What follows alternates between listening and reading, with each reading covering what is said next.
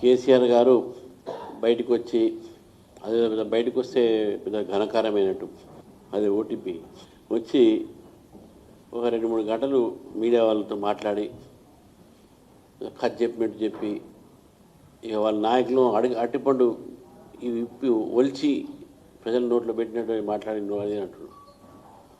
ఇన్నాళ్ళు తెలంగాణ నోట్లో ఏం పెట్టారు, మన్ను పెట్టారు అందరూ చూసుకున్నారు. అందుకే మీకు బీఆర్ఎస్ ఇచ్చేశారు. బీఆర్ఎస్ని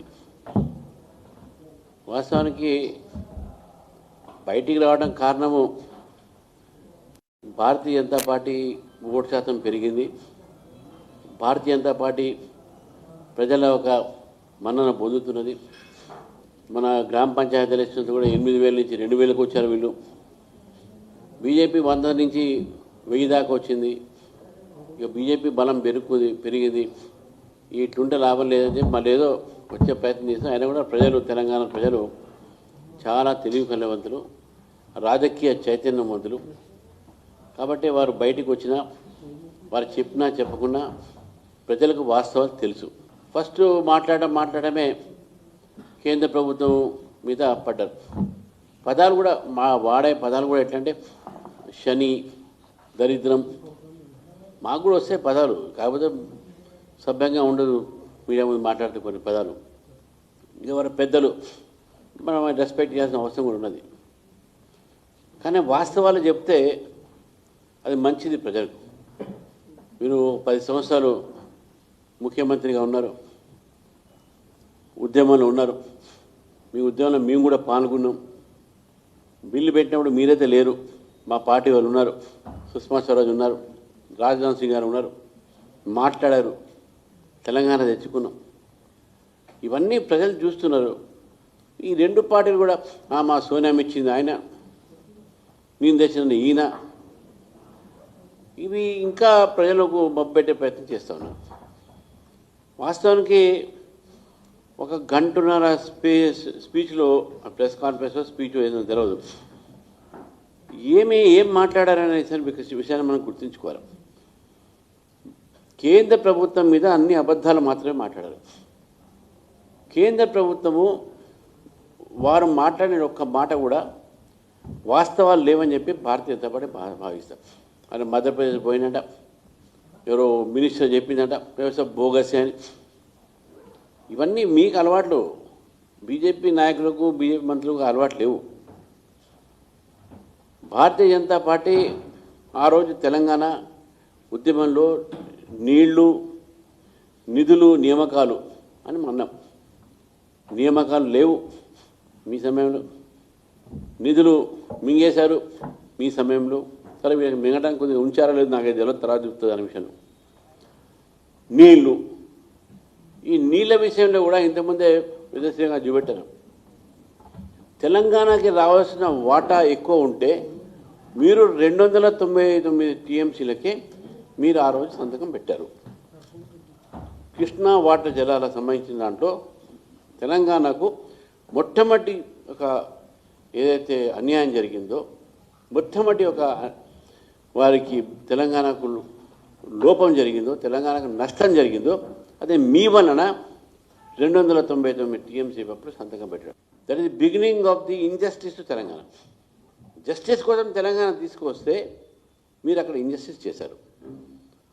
ఆ రోజు మీరు ఇంకోటి చెప్తా ఉన్నారు, ఈ యొక్క ట్రాన్స్పరెన్సీ,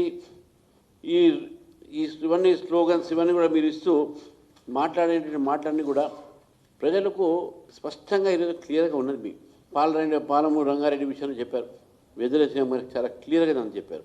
మీరు చంద్రశేఖర్ గారిని అడుగుతా ఉన్నారు, ప్రధానమంత్రి నరేంద్ర మోదీ గారు వారి ప్రభుత్వం మీద వారి మీద మాట్లాడారు, ఏం చేశారని, శని అని, దరిద్రం అని చెప్పినప్పుడు కూడా నేను 2 సార్లు మీకు చెప్తాను.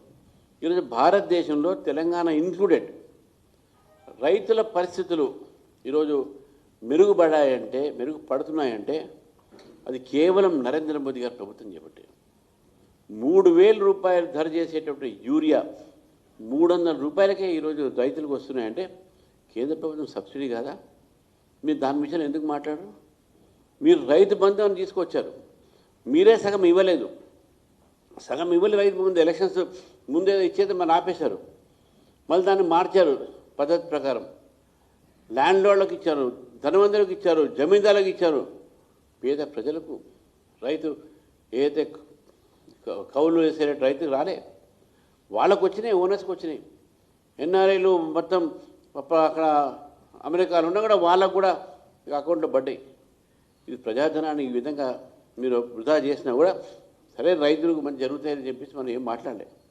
కానీ రైతు బంధు మీరు సగం మొత్తం ఏరే, సగంలో ఆపేశారు. దాని తర్వాత కానీ ప్రధానమంత్రి నరేంద్ర మోదీ గారు ప్రధానమంత్రి కిసాన్ సమ్మాన్ యోజన మీద, ప్రధానమంత్రి కిసాన్ సమ్మాన్ యోజన కింద ఈరోజు దేశవ్యాప్తంగా కూడా ఈరోజు మేము ఇచ్చినటువంటి ఒక ఏదైతే ఉందో ఇవి కోట్లాది రూపాయలు, 10 కోట్ల మంది ఫార్మర్స్కు, దాంట్లో తెలంగాణ సంబంధించినటువంటి ఒక ఏదైతే ఉందో అమౌంట్ ఉందో 34 lakhs దాకా మేము ఇక్కడ ఫార్మర్స్కి ఇస్తున్నాం.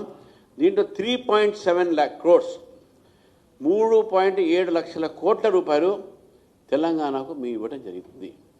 మొత్తం దేశంలో 11 లక్షల కోట్లు అయితే 3.7 lakh crores తెలంగాణ రైతులకు మేము ఇస్తున్నాం.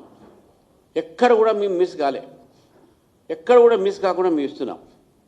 ఈ ప్రధానమంత్రి కిసాన్ సమ్మాన్ నిధి కింద ఇస్తే అదేవిధంగా 10,000 కోట్లు ఈరోజు తెలంగాణకు మేము ఇస్తే దాంట్లో ఈరోజు beach per crop more drop అనేటటువంటి వాటర్ సంబంధించినటువంటి కూడా మేము రూరల్ ఏదైతే ఇరిగేషన్ కోసం మేము చేస్తూ ఉన్నాం. ఇరిగేషన్లో ప్రధానమంత్రి కిసాన్ సమ్మాన్ యోజనతో పాటు ఫసల్ బీమా యోజన, కిసాన్ క్రెడిట్ కార్డ్, ఇవన్నీ కూడా ఈ రాష్ట్ర ప్రభుత్వం పట్టించుకోలే. ఆ రోజు నేను కౌన్సిల్లో ఎమ్మెల్సీగా ఉన్నప్పుడు అడిగాము, మీరు క్రాప్ ఇన్సూరెన్స్ కానీ ఈ కిసాన్ క్రెడిట్ కానీ మరి అన్నారు, ఒకటే మాట అన్నారు, మీరు విలేజ్ యాజ్ యూనిట్ తీసుకున్నారు, మీ ఫార్మర్ యాజ్ యూనిట్ ఉంటే బాగుంటుండే, అందుకే మేము దీన్ని ఎక్కువ ఎంకరేజ్ చేయట్లే అన్నారు. ప్రధానమంత్రి కిసాన్ ఏదైతే ఉందో మన ఏదైతే కిసాన్ ఇన్సూరెన్స్ ఫసల్ బీమా యోజన అయితే ఉందో ప్రధానమంత్రి గారు స్టార్ట్ చేసింది. ఆ ఫసల్ బీమా యోజన ఈరోజు తెలంగాణ రైతులకు మీరు అందకుండా చేస్తూ ఉన్నారు, మీరు చేశారు. ఈరోజు అనేక పథకాలు, ఆయుష్మాన్ భారత్ తెలంగాణ ప్రజలకు సరైన అందకుండా చేసింది మీరు. కరోనా అప్పుడు ఏదో మీకు అవసరం బట్టి మీరు వేసుకున్నారు.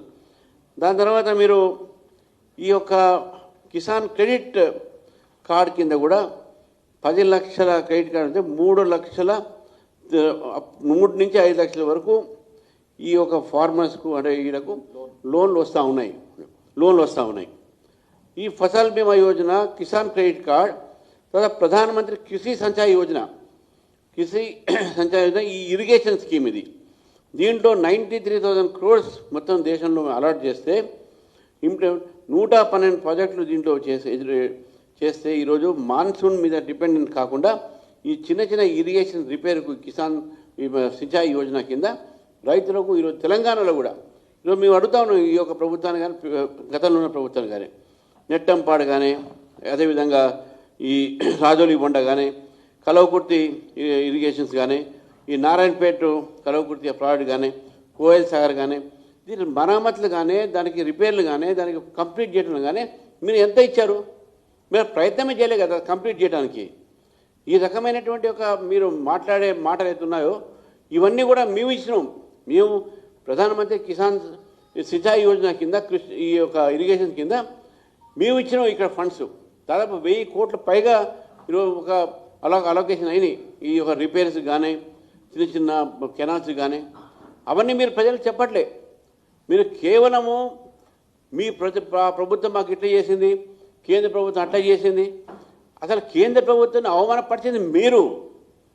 ప్రధానమంత్రి మీకు ఎయిర్పోర్ట్కి వస్తే కూడా మీరు రాకుండా ఉన్నది మీరు అవమానపరిచిండ్రు.